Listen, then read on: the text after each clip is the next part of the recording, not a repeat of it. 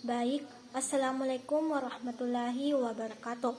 Perkenalkan, nama saya Sinta Puspita Dewi dari kelas 31C. Di sini saya akan menarik kesimpulan dari materi bagaimana membangun paradigma Qurani.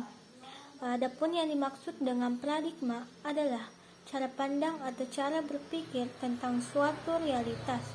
Sedangkan paradigma Qurani adalah cara pandang atau cara berpikir tentang suatu realitas atau suatu permasalahan berdasarkan Quran.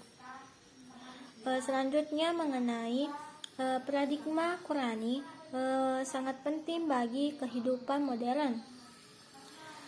Adapun yang kita ketahui mengenai Al-Quran bagi umat Islam adalah sumber primer dalam segala segi kehidupan. Adapun tujuan Al-Quran itu diturunkan adalah 1.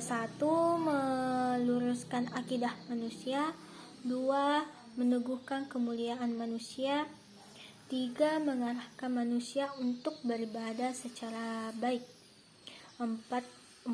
Mengajak manusia untuk mensucikan rohani, 5. Membangun rumah tangga yang sakinah, 6.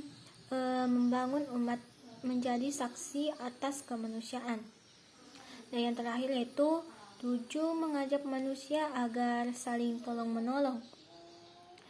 Selanjutnya mengenai sumber historis, filosofis, psikologis, sosiologis, dan pedagogis tentang paradigma Qurani untuk kehidupan modern. Untuk menggali keempat sumber tersebut, maka terlebih dahulu kita mempelajari cara-cara untuk mencapai kemajuan pada zaman keemasan Islam dan perang Al-Quran dalam mewujudkan kemajuan pada saat itu.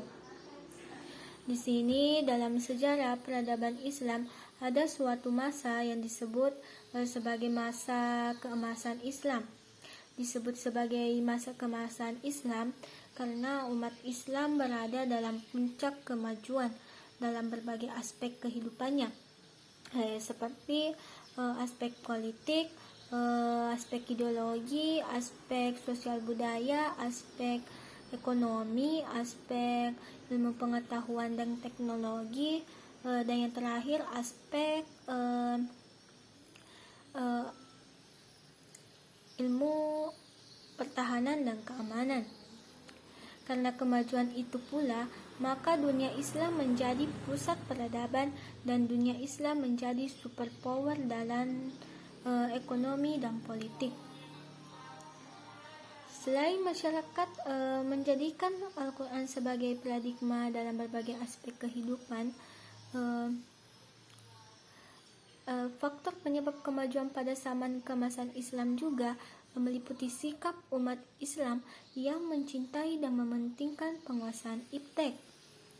Serta ada pun faktor yang menyebabkan umat Islam itu bisa maju dalam waktu jangka lama, yaitu menjadikan Al-Quran sebagai paradigma kehidupan, karena Al-Quran pada saat itu bukan hanya dijadikan sebagai sumber ajaran, tetapi juga menjadikan paradigma dalam pengembangan iptek dan pengembangan budaya.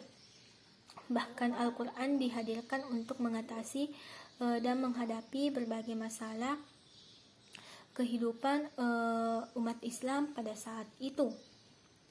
Selanjutnya mengenai argumen tentang paradigma Qurani sebagai satu-satunya modal untuk menghadapi kehidupan modern. Untuk kemajuan Islam itu sendiri, umat Islam harus berkomitmen terhadap ajarannya, karena mustahil mereka dapat maju tetapi mereka meninggalkan ajarannya. Adapun pengajaran yang dimaksud yaitu pengajaran murni al-Islam, sebagaimana yang tercantum dalam Al-Quran dan Sunnah, bukan ajaran yang bersumber dari budaya, melainkan Al-Quran dan Sunnah itu.